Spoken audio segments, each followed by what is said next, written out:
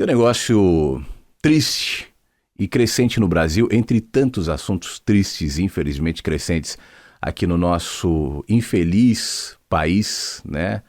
Com horizontes tão reduzidos, apesar de ser um país tão lindo, tão maravilhoso, com tanto potencial, mas isso fica para a gente conversar outro dia, mas é a quantidade de analfabetos funcionais.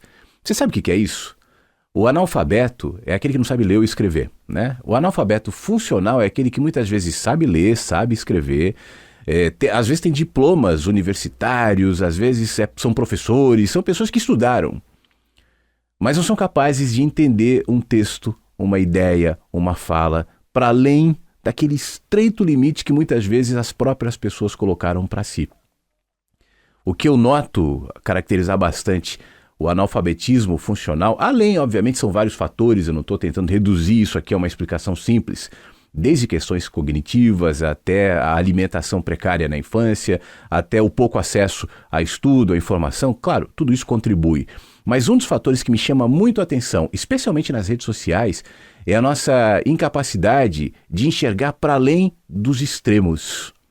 A gente está falando agora de uma eleição polarizada que o Brasil está se aproximando, apesar das últimas também terem sido, mas parece que essa polarização vai se tornando cada vez mais agressiva. Mas isso é só um sintoma, não é uma causa.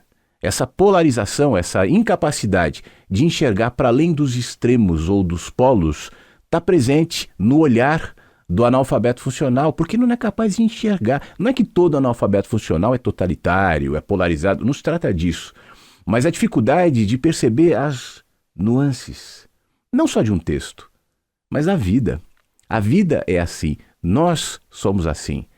Eu tenho um texto e um vídeo que está aqui no canal no YouTube, vou até colocar o izinho aqui para você depois dar um pulinho lá, já escrito há algum tempo, que chama Santos dos Seus.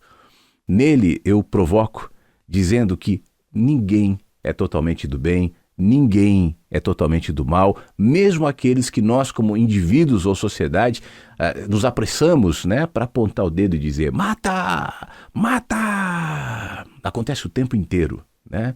Hoje mesmo eu vi uma cena pública, enfim, eu não me inteirei do fato, então não vou comentar o fato propriamente aqui, mas me chamou a atenção um caso aparentemente de racismo que houve no metrô em São Paulo. A pessoa filmou, né, que foi vítima do racismo, mas o que me chamou a atenção bastante nesse caso foi a reação dos populares. A mulher foi retirada, a que acabou sendo racista, foi retirada do vagão do trem, sob gritos e ameaças e uma multidão em volta que certamente não viu o que aconteceu. Eu que estava lendo a notícia e vi o videozinho que foi filmado pela vítima, não ficou muito claro para mim o que foi dito ali, como aconteceu, enfim. Essa pressa em julgar e apontar, isso é reflexo de quem não desenvolve a habilidade de enxergar a vida a partir das matizes.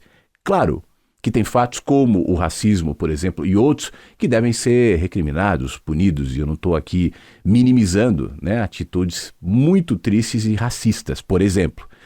Mas eu estou indo além disso, e como eu sei que você não é um analfabeto funcional, já que você está aqui no canal, então você está entendendo o que eu estou dizendo, sem a necessidade de eu ficar me explicando aqui.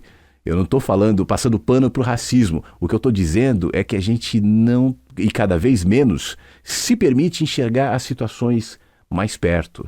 Enxergar as pessoas mais perto, enxergar as ideias, os debates, as discussões, a proposta política, ou seja lá o que for, a partir de um caminho de reflexão, de autocrítica, de calma, de debate, de paciência, de entendimento de que as pessoas não pensam da mesma maneira, de que as ideias a gente pode até encontrar ideias melhores ou piores que se conectam mais ou menos com aquilo que eu penso, mas isso não quer dizer que eu tenho o direito de repelir uma outra ideia diferente da minha, por exemplo. Mas dentro dessa condição de analfabetismo funcional, e eu acho que essa é uma das causas para que essa situação cresça ainda mais num mundo como o nosso, é que nós somos o tempo inteiro levados a pensar, e eu coloco esse pensar entre aspas, a partir dos instintos. Eu já falei sobre instintos outras vezes aqui em vídeos. Nós temos instintos, nós somos animais, né? O instinto não é algo negativo, muito pelo contrário, o instinto nos permite sobreviver. Animais que foram se adaptando instintivamente sobreviveram melhor do que outros, né? Que foram sucumbindo.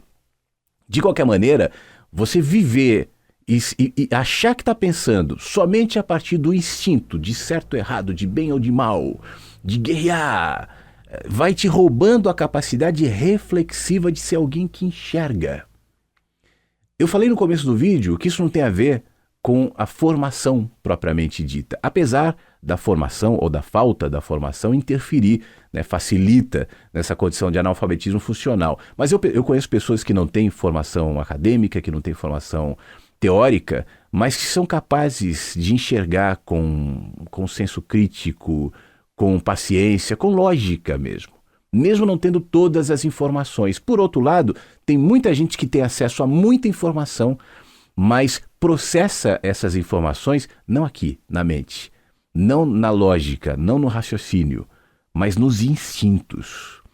Então, mesmo tendo informação, não consegue fazer dessa informação algo valioso, algo importante, mas transforma essa informação para atacar os outros ou a si próprio. Eu enquadro essa categoria também dentro do analfabetismo funcional, porque são pessoas incapazes de entender que a vida não é só o certo ou o errado, o bem ou o mal, o branco ou o preto, mas a inteligência, a sabedoria, ela aumenta, e eu acho que é necessário que seja assim, quanto mais eu desenvolvo essa capacidade de enxergar a vida como um grande movimento entre muitas verdades, entre muitas nuances, entre muitas perspectivas. O fato de enxergar de maneira mais ampla, não gerar engajamento, porque o que gera engajamento são as emoções, é a paixão, é o ódio, é a raiva, é a adesão, e isso não está na categoria da reflexão, do pensamento. O pensamento racional e lógico e o senso da paixão andam em corredores muitas vezes afastados. Submeter a paixão à reflexão, ao pensamento, à lógica, vai redirecioná-la. Quem vive baseado somente na paixão, esse vai agir por instintos e poucas vezes vai pensar. Então a questão é, até que ponto você tem permitido que seja assim contigo?